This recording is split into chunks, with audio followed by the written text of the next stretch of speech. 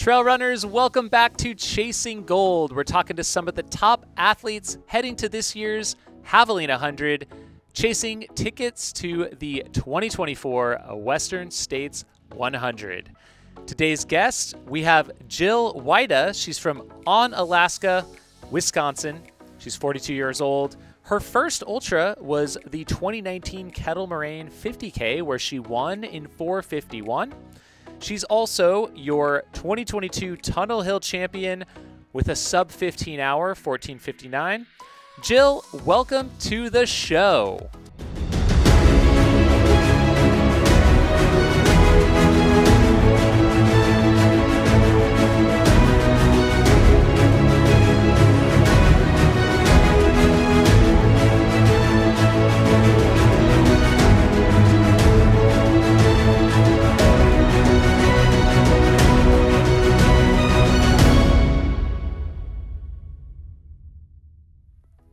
Thanks for having me. Really excited to have you here. I also want to mention that you are sponsored by Rabbit. You're on their Elite Trail team, as well as supported by Untapped Maple. And your day job, you're a labor and delivery nurse. You're also a coach with Ornery Mule Racing, great organization as well. So Yes. Jill, you have never run Western States, haven't run Javelina, but you've been in the sport for a couple years. I would love to hear a little bit more about your running journey. How did you get into ultra running? And now you're here heading into Javelina, going for one of these golden tickets. Well, as you mentioned, I'm 42 years old, so running has been part of my life for a really long time. It's kind of ebbed and flowed based upon what's been going on. I'm also a mom. I have 2 boys and a wife. I would say I kind of got into running. I ran in high school. I ran in college a little bit, and then I started marathoning. And then had kids, got back into marathon when there was a lot of the craze of trying to break 3 hours. So I did that. And then my husband rides bike, and it's a race in the area called the Tuscobia. It's a winter bike race. And at this race, people also do runs. It's in the snow in the wintertime, and they pull these sleds behind them. And I thought, well, maybe I want to do that. But as I looked into it more, I realized maybe I would just start with something that's not sub-zero temperatures, and you don't have to carry jars of peanut butter and sticks of butter in your sled. I could just go for runs. So that's when I kind of realized that trail running was a thing and started dabbling in that. Nice. Yeah, I don't think I could do one of those winter ultras. Kudos to all those folks. Since getting into the sport, you done one of them? Not in that extreme cold. Someday I might want to, but there's a whole nother set of variables to take into consideration when you go on that kind of expedition. Absolutely. I want to touch on real quick, we tried to look at some of our guests and their history with the golden ticket races. It looks like you did head to Bandera in 2022, ended up placing 14th. Has Western States been on your bucket list for a while? Of course, the lottery is very hard to get into. So were you headed to Bandera specifically to go after a golden ticket? I don't know. I mean, yes, I was. I think when you just start doing this, you hear of Western States and you see, all these races are qualifiers for Western States. And I've done Boston Marathon, so to me, Western States is another iconic race that when you're a runner, you want to partake in these things. And the more you hear about Western States in the community, you want to be part of that. So I did go to Bandera knowing that it was a golden ticket race, but I didn't want to put that kind of pressure on myself. I had ran my first 100K and my first 100 mile that year. Although it did end up being me putting a lot of pressure on myself. And as I prepare for Javelina, I realize a lot of those feelings of Bandera are coming back to me. So I think physically, I was overstepping when I did Bandera. And then also mentally, I maybe wasn't as strong as I needed to be. So I've hopefully put some things into place to make myself a little bit more mentally prepared for Javelina. Nice. Taking a look at some of your runs this year, you've had pretty good summers so far, I'd say. Kettle Moraine had a win there at the 100K, and then Minnesota Voyager 50 miler. How's your recovery been after those summer events, and how's your training looking heading into this fall 100? I planned those races. I wanted to do those races. I wanted to get back to Kettle 100K. The first time I did that one, it was super hot. And so then I thought, well, that will be good training for Javelina if it's super hot again. Plus, I wanted to hopefully run faster. And then Minnesota Voyager was actually my first 50-mile race, and kind of, I would say I did Kettle 50K, but then Voyager was my first long distance event. So it was really fun to go back to that. And I feel like they were far enough out from Javelina that I've had ample time for recovery. And I'd like to think that my training for Javelina has gone well. I think with the amount of resources and time, and then just other life parameters, I've put together a block that I'm satisfied with. Awesome. Curious a little bit about how you approach your race strategy heading into these ultra marathons, whether it's 50 miles or 100 miles.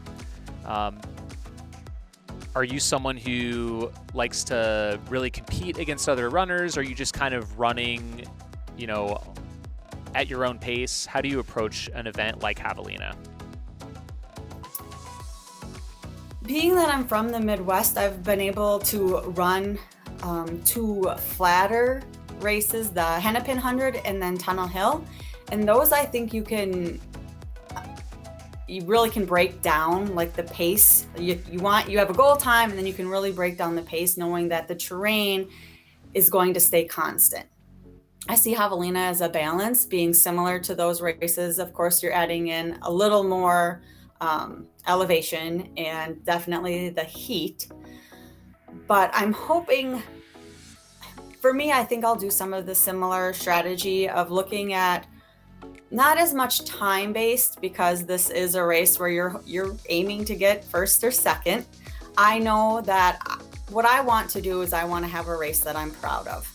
And I think to set myself up for that, I have to pace accordingly. I don't think I'll go out super fast, because I was just telling my husband this the other day. I'm very excited to come run this race.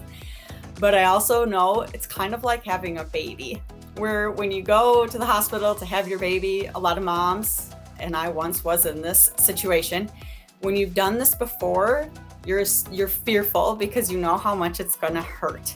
You know how fun it is, and you want to bring the baby home and enjoy the baby, but you also know that there's going to be some pain involved. So for me, I try to just really pace accordingly so that I don't put myself in the pain cave, as you will, too soon. And then just trusting that my body will find what it needs when I get there. But I also realize with Javelina, it could be tricky, because I might find myself in 30th, 40th place. And then can I still have myself believe that I can be in the chase for a golden ticket if I'm that far back? So I'd like to think that I can close on the 4th and 5th lap, but we'll see. Yeah, playing that long game and that testing that patience too, to know that they'll come back at some point is tough. It's a tricky balance. And we're seeing more and more that they don't always come back. There's so many fast ladies in this race, So who knows what will happen and what kind of risks you want to take. Absolutely. Curious, gear-wise, do you have any gear you're bringing specifically for that heat that you'll probably encounter out here in the desert? And then if you could touch on your nutrition as well. I will certainly be wearing my rabbit gear. I will have the arm sleeves and the ice bandana. I wear a hydration vest. I don't like to carry handhelds. So my big go-tos will be the arm sleeves and then the ice bandana, various hats. So that will be my main gear. As for nutrition, of course, I'll be using my Untapped. I love the maple tea that they have. And I've also been using UCAN recently. It just seems like it causes less spikes in the sugar and maybe less of a gut rot feeling. Nice. Awesome. Well, we've hit the point of the show, the 10-question fartlek round. We are going to get into it. Jill, are you ready? I think so. All right. First question, what sneakers will you be wearing for the Javelina 100? I'll bring 3 pairs. I'll have the Hoka Tectons, and I'll bring also the Saucony trail shoe that has the carbon. And then I just ordered a pair of the Hoka Mach X's. So I have one more option because, of course, I've been listening to all the podcasts and people talk about running in road shoes. So we'll see. We just heard the Mach X will be I think the starting shoe of choice for Heather Jackson, actually. Will you be listening to music or podcasts during the race? Music, but I am careful with music and I don't listen to it from the beginning because then I get too excited and run too fast. So I try to save it for when I need it later. Smart. At what age did you stop trick-or-treating? Maybe 12. All right. Are you adding any touches to your gear that are Halloween themed, or are you wearing a costume? Oh, I think it would be kind of fun to do a little bit of a tiger theme on the last lap because you got to bring Eye of the Tiger, cream of the fight. So I've thought about that, but I haven't bought it yet. Nice. We'll keep an eye out for that. Will candy be part of your nutrition plan? Generally, it's not. Okay. There's enough sugar in all the goos and the gummies, so no. Definitely. What will your pre-race breakfast be? I've been thinking about this. I do not like eating breakfast on race day, but I do. I force something down. I was thinking maybe a bagel, maybe some peanut butter to try to get that protein in there, maybe a banana. Team bagel, got it. But it's not enjoyable. It's more of like choking it down. It's like taking your medicine. And a coffee. I'll have coffee. If you could choose a walkout song, what would it be? Welcome to my house. Nice. Have you ever hallucinated during an ultra? Nope. If you could recommend any running-related item to a new runner, what would it be? That's tricky. I've been really enjoying the Rabbit Easy Long Tees. They're so soft. So you can wear them when it gets chillier out, and they're just comfortable to wear around anywhere. Awesome. Last question. What place are you finishing at the 2023 Javelina 100? Seriously? You got to bet on yourself, right? Number 1. Yes, love it. Awesome. Well, Jill, it's been great chatting with you. Best of luck. We're excited to welcome you to Arizona next week. Thank you very much for having me, Jamil.